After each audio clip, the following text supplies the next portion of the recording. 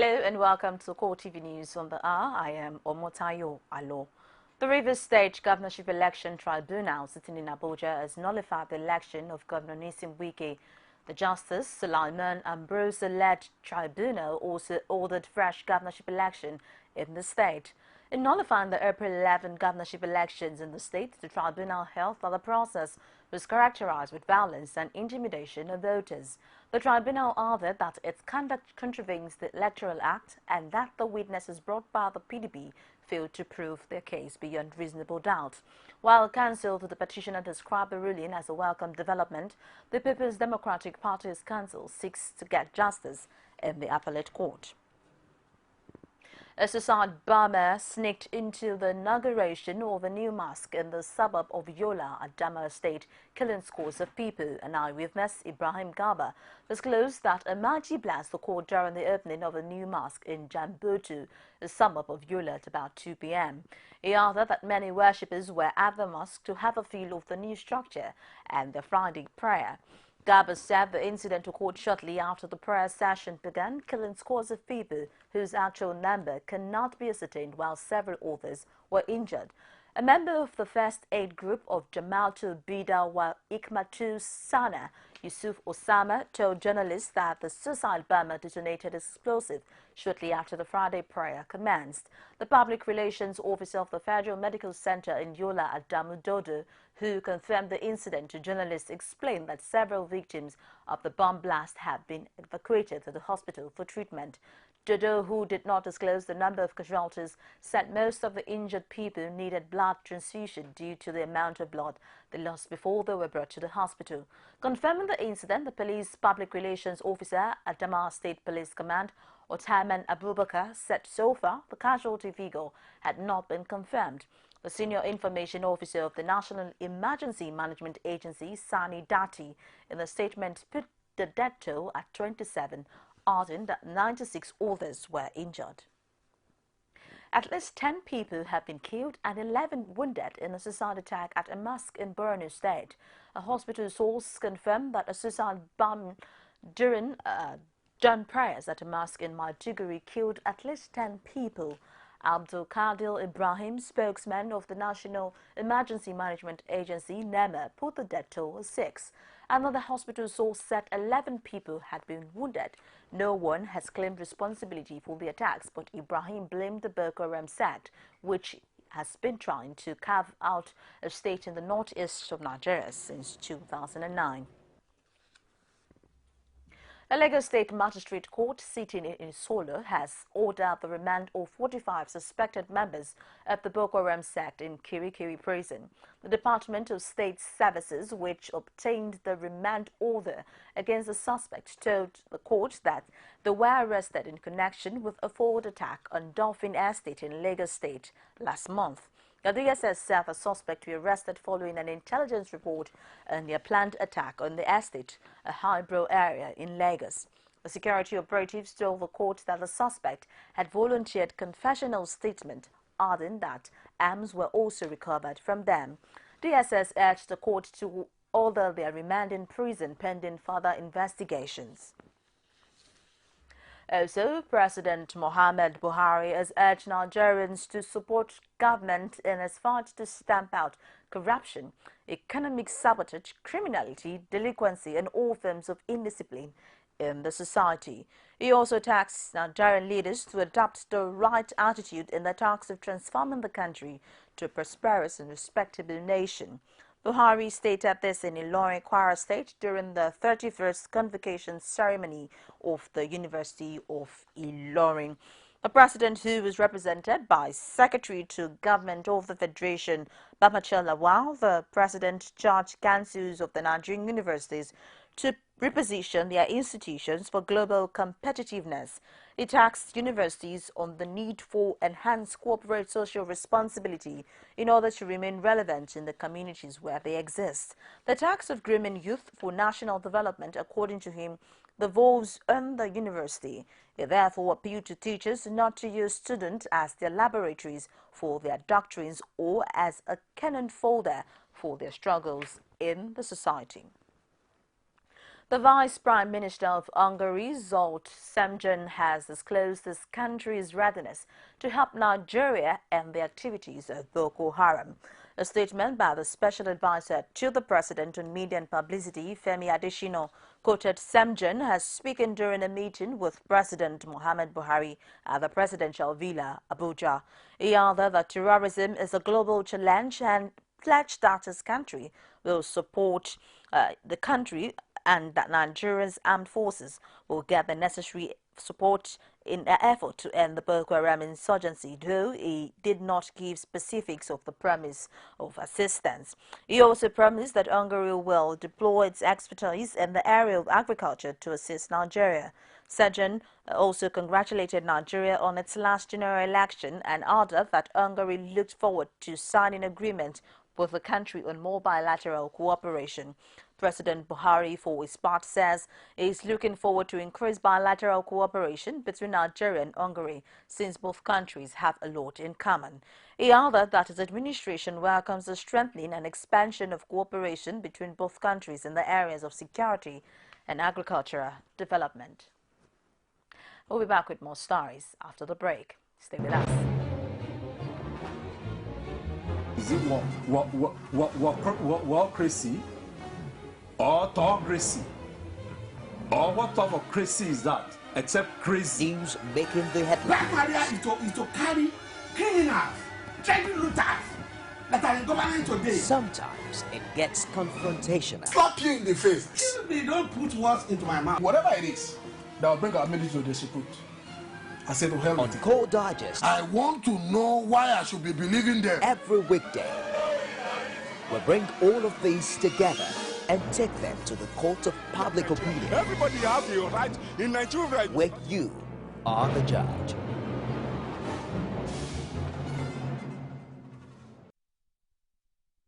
Welcome, and if you're just joining us, it's CoreTV News on the hour. For more of our news and information, visit our social media platform, facebook.com/CoreTV News, our Twitter handle @CoreTV News NG. You could get more on our YouTube channel, youtube.com/CoreTV, leave a space and news. Polio survivors in Nigeria want the authorities to do more to sustain efforts to make the country free of the killer childhood disease. Members of the Nigerian Polio Survival Association made this demand on the sidelines of a walk organized by the group to mark the World Polio Day. Mushibado Didi is the president of the association. The Governorship Election Petitions Tribunal sitting in Isabo, Abeokuta, Ogun State, has affirmed the election of the state governor, Senator Ibikunle Amosun, as the winner of the April 11th state governorship election. The three-man panel, headed by Henry Olushi, ruled that the petitioner failed to prove his case of electoral fraud in 9 local government areas beyond reasonable doubt. The People's Democratic Party candidate Boyega Isiaka had challenged the election, which returned the incumbent Amosu of the All Progressives Congress as the duly elected governor in the April 11 election. The petitioner had alleged the election was fraught with irregularities and electoral malpractices in 9 local government areas of the state, asking the elections in those areas to be cancelled. The Court of Appeal has reinstated the 21 local government chairmen sacked by Governor Idris Wada of Kogi State. A Kogi State High Court sitting in Cotton Kafar on December 9, 2014 nullified the May 4, 2013 local government elections that produced the chairmen and their councillors. Delivering judgment, Justice Mustafa Mohammed held that the decision of the lower court was a judicial error. He ordered the Kogi State government to immediately reinstate the sacked council chairmen and their councillors and relieved of their appointments before the expiration of their tenures. The Lagos State High Court has ordered the conduct of election in all the local government areas of the Lagos State within 30 days. The court declared as unconstitutional the appointment of caretaker committees over the administration of local government councils in the state. Justice Abdul Fattah Lawal made this pronouncement in the judgment delivered in a case filed by National Conscience Party challenging the legality of a practice where caretaker committees were appointed to administer the affairs of local government. The plaintiff lawyer Ebun Olu Adegborua had contended that such a practice is contrary to the provisions of Section 1, subsection 2 and 7 of the 1999 Constitution. The plaintiff sought an order directing the Independent National Electoral Commission to supply voters registered to the Lagos State Independent Electoral Commission for the purpose of conducting elections at the local government levels. The applicant further sought a mandamus order compelling LISEC to forthwith conduct local government elections in Lagos State and to declare the caretaker committees as illegal. In granting the plaintiff's prayers, Justice Lawal declared the Lagos State local government law, which allowed for the appointment of caretaker committees over administration of LGAs, as illegal and unconstitutional. The court rejected the argument of LISEC that it is waiting for voter registers from INEC since the same voters register had and polling booths were used for the April 2015 elections. Consequently, the judge directed LISEC to conduct elections in all local governments within 30 days. The Ekiti State Charter of the All Progressives Congress, APC, has condemned Governor Ayodele Fayose for accusing the Nigerian judiciary of corruption without having any concrete evidence to substantiate his claim. The party also expressed its support for the decision of the Nigerian Army to probe the involvement of its officers and men in the alleged rigging and intimidation that characterized the June 21, 2014 governorship poll in the state.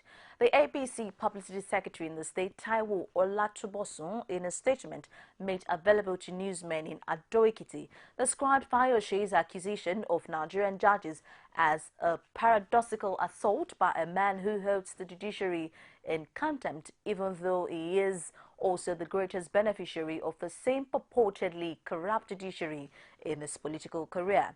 The governor, at a church service to mark the commencement of the new legal year on Tuesday, accused Nigerian judges of corruption, saying some of them were begging to get appointment as election tribunals chairmen in order to extort money from politicians. Lagos State Governor Akinwumi Ambode says his administration has earmarked over 1 billion naira for the renovation and supply of furniture and education materials across all secondary schools in the state. The governor, who reiterated the determination of his administration to invest massively in the education sector, added that 1,300 teachers will soon be employed by the primary schools in the state. Ambode, who spoke in Ilara Ekpe, also assured the people of his plans and his administration plans to resolve the lingering crisis in the Lagos State University. He said the need to resolve the crisis in the institution prompted the inauguration of a new governing councils for the institution and all the tertiary institutions in the state. Ambode also added that the best way to prepare for change, whether positive or negative, is to anticipate and manage it. And now in Plateau, the continued failure of the contractor handling the Plateau State Secretariat Junction Bridge, awarded 2 years ago to do any precise work on the project, is already becoming a source of worry to commuters on the Yakubu Gowon Way in Jos, with a never-ending traffic gridlock. Our correspondent in Plateau State has more on this report, presented from our studios. With a completion period of 16 months, the Secretariat Road Junction Bridge was conceived as a solution to the perennial traffic gridlock on the Yakubu Gowon Way in Jos. But 2 years after, the bridge is yet to reach any appreciable level. This, according to the users of the road, has led to more suffering. With this in mind, CoreTV News crew visited the Plateau State Ministry of Works to get an explanation on why the work on the bridge remains at an abysmal level. Permanent Secretary of the Ministry of Works gave this explanation. The governor, one of the first sign he visited as governor is this flyover, and directed the contractor to resume site concerning the strategic location of that project.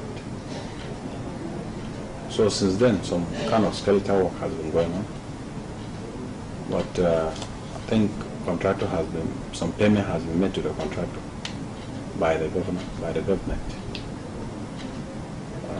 graciously, and the contractor has stepped up the activity. My discussions with him last week, he has promised to complete before December this year. For these motorists, however, the state government must do something quick to ease the suffering of the people who use the road on a daily basis. The construction workers, they are not doing the best. The government should mobilize them by giving them what is their own. I don't think the government is meeting up to their expectation. That's why the work is not going. I'm sure if they have been mobilized, they will have been on site. While the people wait for quick action to commence on the project, the suffering and delays continue. And following the successful containment of the Ebola scourge in Nigeria, a book chronicling how the Lagos state government eradicated the pandemic is being distributed to the public. At a forum in Lagos, the former Lagos State Governor, Babatunde Raji Fashola, says teamwork and information dissemination are key to putting the Ebola scourge at bay permanently. Our correspondent Neto Elabare has details in this report presented from our studios. The World Health Organization, WHO, describes Ebola as a viral illness with symptoms like sudden fever, diarrhea, muscle pain, and a sore throat. It affects humans through close contacts with infected animals, human to human through infected blood, body fluids, or organs. The dreaded disease was brought into Nigeria last year by Liberian Patrick Sawyer, who flew to Nigeria to attend the conference. And in trying to combat the disease and restrict others from contracting it, the patients and the dutiful Dr. Stella Adadevo lost their lives. The WHO, in what has been described as a peculiar success story, declared Nigeria an Ebola-free nation, urging other countries faced with the challenge of containing the pandemic to learn from Nigeria's experience. The former governor of Lagos State says combating the virus was achieved through concerted efforts. That was a great team effort. It was a great national effort. It was a time when our national interests almost totally obliterated our political differences. Limitedly populated those rural areas where, especially in some parts of East and Central Africa, where the virus was first detected many years ago. The survival rates were so poor. While the spread of the contagious disease was being curtailed by medical experts, the government embarked on a publicity blaze to educate the public on how to avoid being affected by the Ebola virus. We showed courage, but courage didn't mean that we were not afraid. It was fair, but we couldn't jump ship because our jobs were to save lives. That's the primary responsibility that we have. It's a constant battle between what I call wellness and illness. And for wellness to win, there are certain things that we ourselves must do. Our sanitary habits must improve. The editor of the book shares his enthusiasm in writing a remarkable book on the deadly scourge. Record's sake, and in order to boost the knowledge base of the citizenry, we decided to come out with this because you know that, as they say, that all knowledge is historical. Now that the outbreak is officially over in Nigeria, it is expedient to continue to be vigilant to check suspected case or cases of any deadly diseases by keeping our environment clean and staying healthy. We take another break and we'll be back with stories from outside Nigeria. Stay with us. You can now watch CoreTV News live from anywhere in the world on our website www.coretvnews.com. Click on Live TV on our website and watch us live. And welcome to CoreTV Primetime Days. To follow us on Twitter, click on Twitter icon on our website. On Facebook, Click on the Facebook and YouTube to see all our previous news production. You can also watch us live on YouTube. Click CoreTV, leave a space, then news. CoreTV News, a 24-hour news station.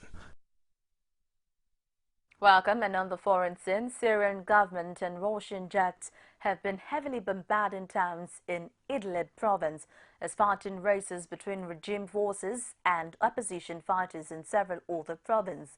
The Syrian Network for Human Rights, SNHR, reported that at least 44 people, including 6 children, were killed in 24 hours due to Russian and Syria airstrikes across the country. An official of the Syrian Civil Defense Organization, Abdel Rahman, said some of its volunteers were affected while working to help save those injured and evacuate the area. The UK-based Syrian Observatory for Human Rights said at least 90 fighters were killed in these battles since Friday. Afghan security forces have retaken control of the Gulmach district after it was overrun by Taliban several days ago. Deputy Provincial Police Chief of Fire Balshaya, who disclosed this today, said that government forces raised the Afghan flag above the district headquarters following a 3-day offensive. Balshaya confirmed the killings of Gulmach District Police Chief Abdul Majid and at least 12 other policemen, but pointed out that the circumstances of their death are unknown. A spokesman for the Afghan Defense Military, Dawlat Waziri, disclosed to newsmen that government forces remain active in the district, which is home to more than 50,000 people. The officials said that they have defeated the Taliban and cleared the district, but said on-ground search operations are still ongoing to clear the district completely from the Taliban resistance. And in the world of sport, Manchester City manager Manuel Pellegrini has defended his club's fans after a UEFA disciplinary case was opened against them for booing the Champions League anthem. City will attend a hearing next month after the incident, which took place before Wednesday's 2-1 win against Sevilla at Etihad Stadium. Last year, a City fan group led a protest against the European football's governing body after 650 CSKA Moscow supporters gained access to Ilmiki Arena for their Champions League game, despite the Russian club being ordered to play it behind closed doors. Pellegrini also told the news conference that he had a good working relationship with Manchester City captain Vincent Kompany. A surprise omission from the City's starting lineup against Sevilla. Kompany remained on the bench until he replaced the match winner Kevin De Bruyne in injury time with Nicolas Otamendi and Ekwekom Mangala named at the out of the home defense.